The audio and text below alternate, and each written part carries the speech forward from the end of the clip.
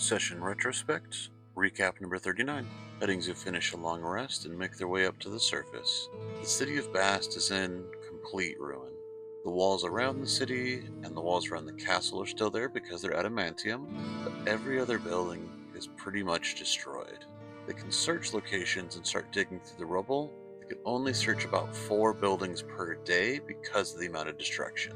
On the second day of searching, at a bookstore, they find an entryway into a tunnel. Inside is America.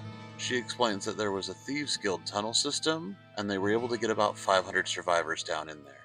On the third day, they find a scroll of sending and reach out to Liam, and he explains all that he knows. It seems to be about 20% of domestic cats in the world were actually dragons. It seems that when people thought they were destroyed about 1,000 years ago, they were actually cursed and turned into cats.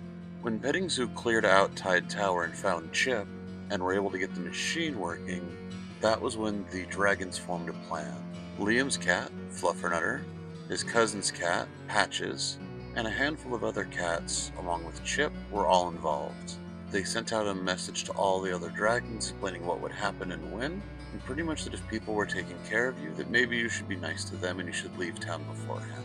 From what he knows, Echo Citadel was hit the hardest at about 15% of their population. About the rest of the towns, it was about 5%. Tide Tower was very low at about 1% of the population, and Tempest Fort had no cats because it's a brand new city.